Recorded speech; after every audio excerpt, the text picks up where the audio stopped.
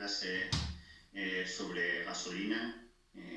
A partir del mes que viene, empezará mayo, el mes del diésel, y vamos a terminar con el tratamiento de los gases de escape que empezamos ayer.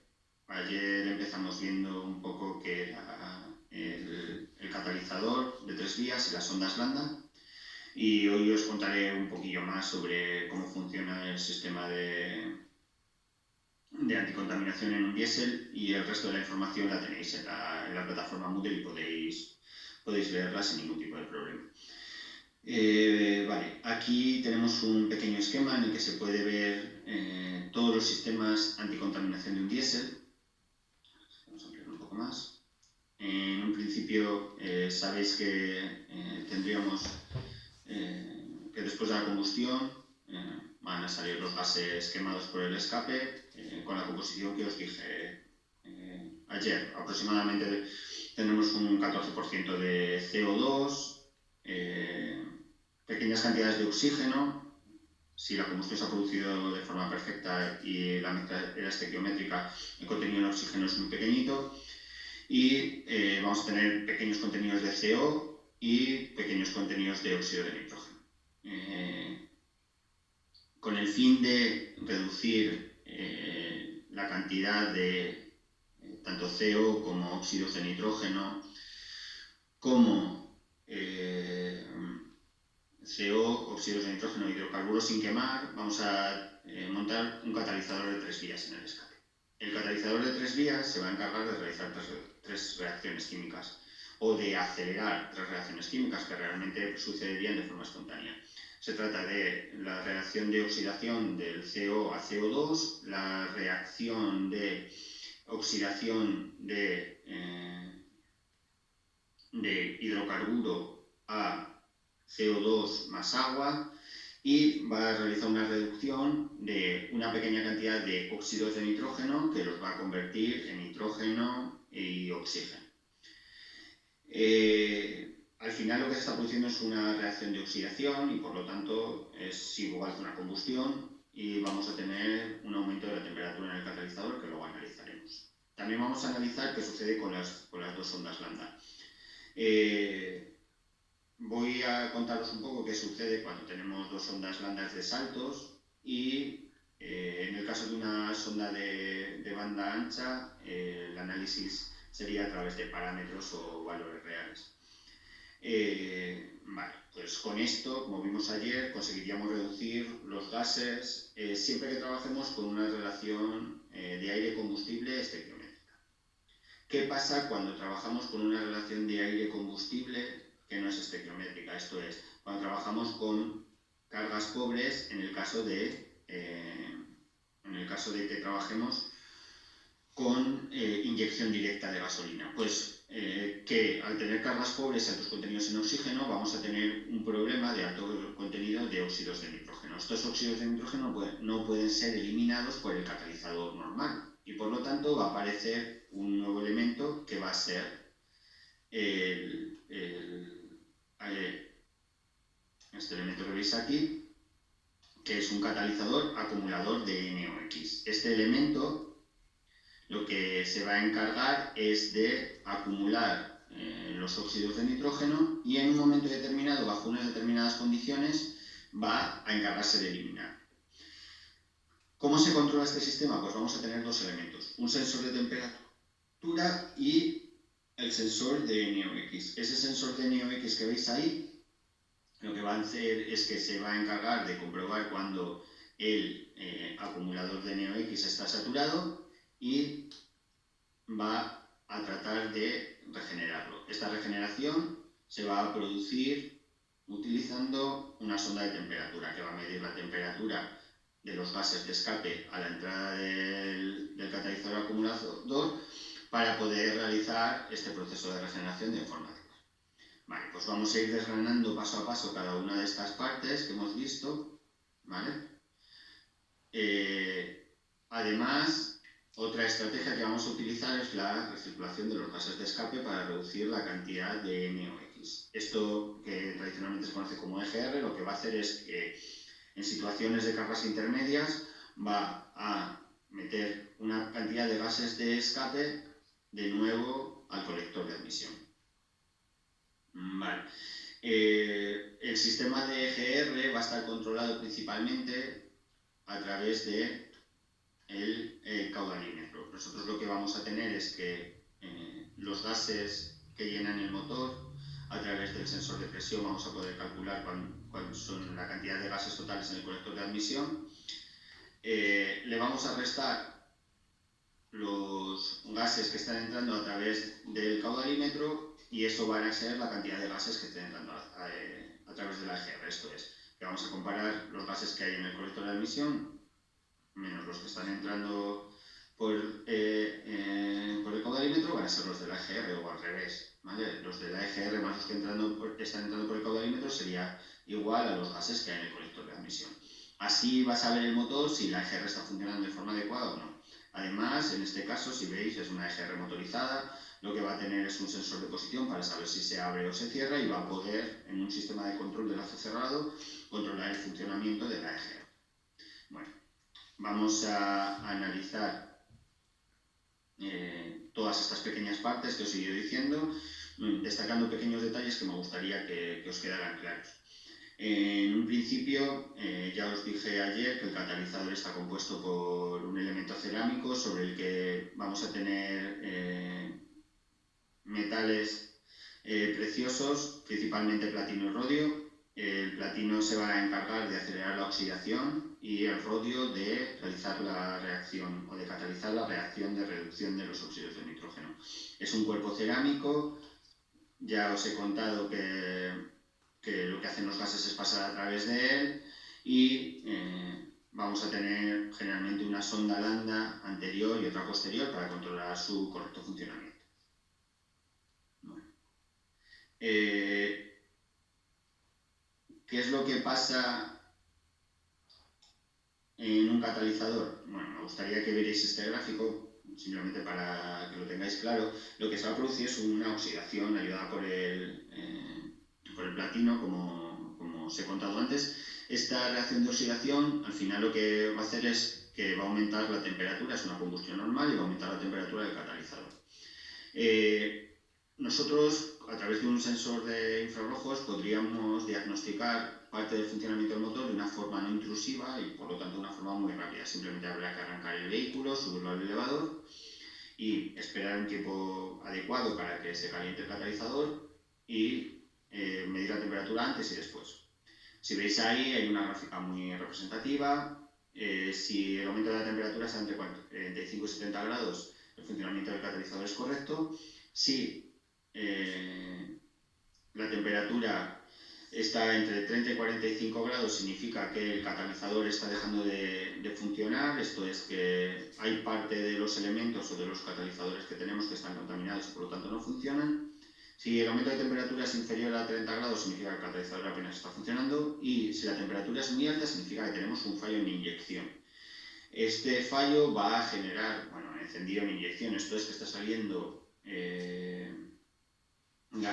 combustible sin quemar hacia el escape. Este combustible se está quemando en el catalizador y está aumentando su temperatura de forma excesiva. En algunos casos, y aquí viene la recomendación de no arrancar los coches modernos a empujón, lo que se va a producir es que esta combustión va a aumentar tanto la temperatura en el catalizador que va a destruir la cerámica que soporta los reactivos, los catalizadores, o los elementos para catalizar. Y bueno, vamos a romper el catalizador. Por lo tanto, hay que ser consciente de que si nosotros realizamos inyecciones que no se queman, si tenemos problemas o estamos haciendo pruebas en el taller un poco a lo salvaje, esto es pues, pruebas de meterle autoarranque o a través del colector de admisión o del filtro y este autoarranque no se quema, lo que nos puede pasar es que cuando el vehículo arranque de nuevo va a haber en el escape combustible sin quemar y este puede romper el catalizador. Así que tener cuidado cuando estéis interviniendo sobre el sistema de inyección para que no haya excesiva gasolina en el escape y pueda deteriorar el catalizador. Vale.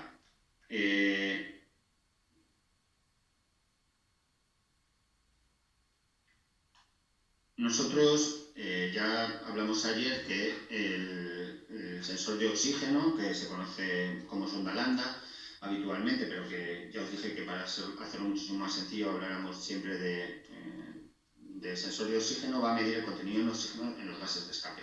Ya vimos que el contenido de oxígeno era muy pequeñito, que íbamos a trabajar con una sonda que está fabricada de óxido de zirconio, que es permeable a los iones de oxígeno y por lo tanto que nos iba a dar un voltaje, como si se tratara de una pila, un voltaje dependiendo del sentido del flujo del oxígeno o la cantidad de iones de oxígeno que pasan a través de él.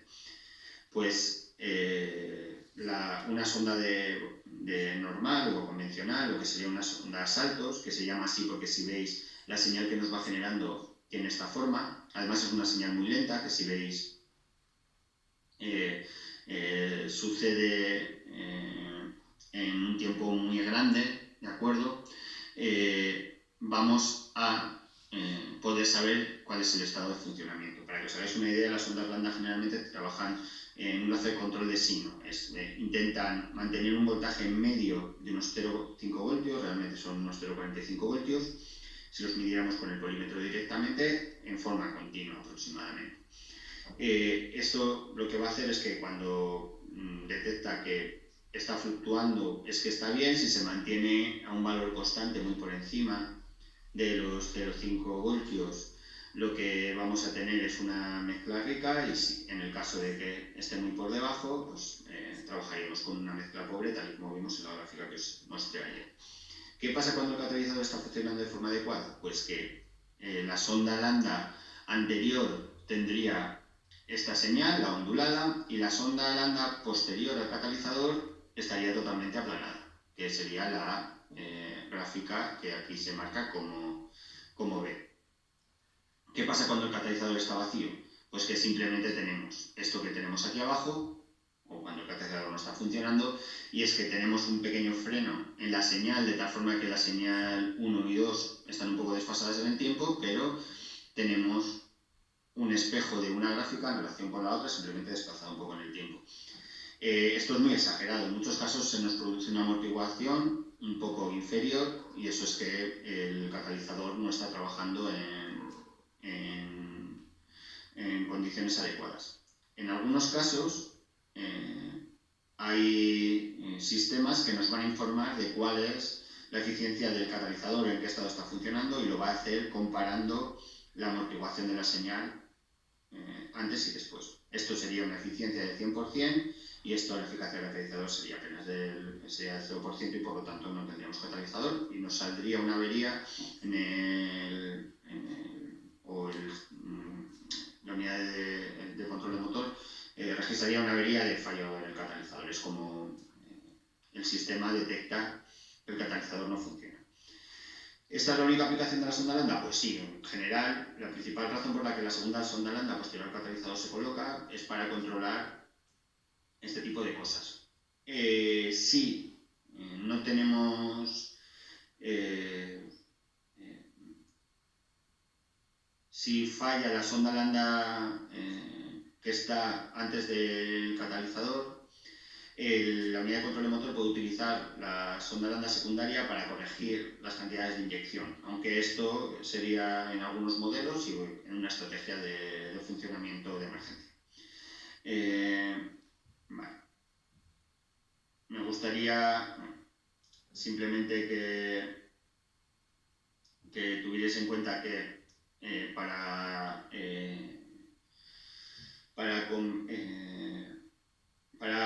poder transformar, una vez que hayamos analizado el catalizador principal, vamos a analizar el acumulador reductor de NOx. En el caso de que trabajemos con cargas estratificadas o cargas muy pobres, pues vamos a tener un acumulador de NOx que va a funcionar de la siguiente forma. Va a almacenar, siempre que trabajemos con lambda mayor que la unidad, va a almacenar sobre un soporte de de vario, ¿vale? Ese que tenemos ahí, va a acumular los NOx y los va a fijar sobre la superficie en forma de este compuesto que veis aquí, este nitruro de bario, ¿de acuerdo?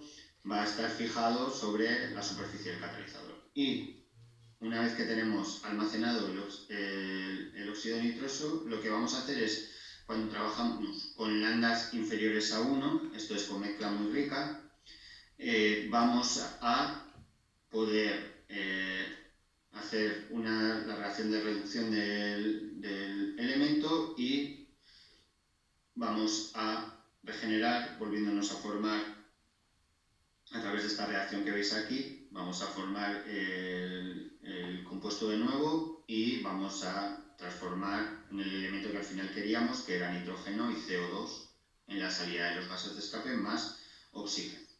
Si veis, al final lo que hacemos es la misma reacción que hacíamos en el catalizador convencional, pero ayudados por un nuevo compuesto y siempre, como veis, en landas inferiores a la unidad. Para que os hagáis una idea, el diagrama de trabajo sería este que veis aquí, a ver si lo fijo, sería este que veis aquí, en el que nosotros lo que vamos a hacer es que vamos a acumular los óxidos de nitrógeno sobre el catalizador acumulador, vamos a ir acumulándolo, acumulándolo, acumulándolo, y en un momento determinado, que aquí se refleja como una zona gris, ¿vale?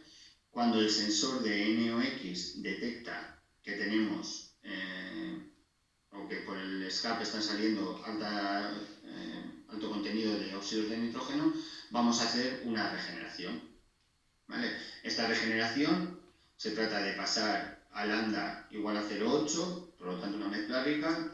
Esta mezcla rica va a generar un aumento, una cantidad de hidrocarburos sin quema en el catalizador, va a aumentar la temperatura de los gases de escape y con poco oxígeno, que va a ser el caso que nos va a suceder ahora, vamos a poder hacer la reacción de reducción, como os he explicado antes, sobre el soporte de bario. El funcionamiento es bastante sencillo y es una opción que incluye muchos fabricantes para poder trabajar con mezclas pobres en inyección directa de gasolina. Bueno, este elemento también se montó en algunos motores diésel, lo veremos más adelante. Es el efecto que generaba el Dieselgate, ¿vale? Es una de las causas que generó el Dieselgate. Lo que algunos fabricantes montaron era este elemento igual, pero para los motores diésel, con el fin de reducir los óxidos de nitrógeno. Y lo que hacían es que, en el caso de un motor diésel, como siempre trabajamos con exceso de oxígeno, íbamos acumulando los óxidos de nitrógeno y una vez que se saturaba el sistema, simplemente no pasaban a una estrategia de mezcla rica y mantenían el acumulador cargado y no lo descargaban en ningún momento, y por lo tanto pues seguían emitiendo NOx a la atmósfera. No habían incluido la estrategia de regeneración, que sí se incluía cuando pasaban las pruebas de gases. Entonces, esos sistemas se solucionó fácilmente porque estaba todo montado. Simplemente con una pequeña reprogramación consiguieron que el coche pasara los estándares de contaminación. Y la única cosa que notó el usuario es un pequeño incremento en el consumo, ya que en las fases de mezcla rica, pues el vehículo tiene que inyectar más cantidad de combustible de la que necesita, y por lo tanto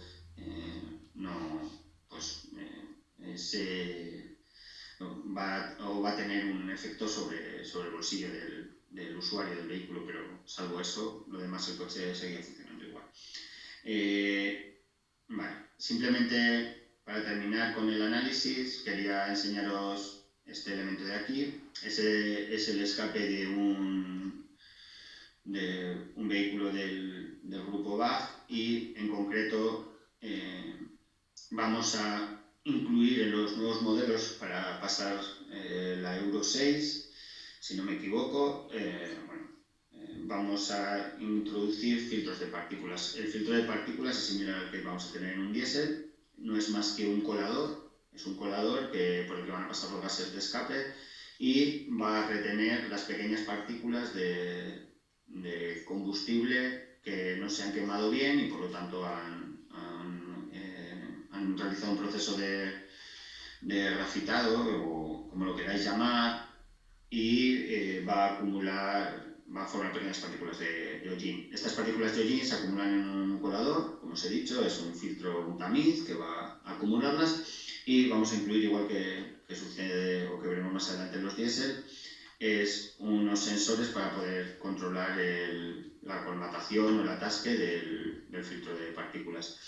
Eso se va a realizar mediante un sensor de presión diferencial que mide la presión antes y después. Si ve que hay una pérdida de carga muy grande a través del filtro de partículas, va a establecer un mecanismo de regeneración y además, ya que la regeneración se produce por un efecto de pirólisis, esto es que vamos a quemar las partículas a alta temperatura, vamos a incluir siempre para controlar este proceso de regeneración un sensor de temperatura posterior al filtro de partículas. Suelen ser sensores de tipo, son termopares, ¿vale? Que no es una NTC normal, ya que tiene que soportar altas temperaturas y bueno, pues tienen unas características diferentes. Entonces, si habéis visto el sistema de catalizador o el sistema de gestión de gases, ya veremos como entre un gasolina y un diésel cada vez se parece más y nos vamos a encontrar casi los mismos elementos y con un funcionamiento muy similar, por lo cual va a ser mucho más sencillo diagnosticar cualquiera de los problemas, pues el funcionamiento es bastante sencillo. Bueno, pues con esto del filtro de partículas terminamos ya el tratamiento de los gases de escape de gasolina. Nos vemos ahora en la videoconferencia y solucionamos cualquier tipo de duda que podáis tener. Y nos organizamos un poco para el arranque de la nueva temporada ahora en el mes de mayo para empezar a ver todos los vehículos diésel y el funcionamiento del diésel, ¿vale? Venga, pues nos vemos ahora. Un saludo.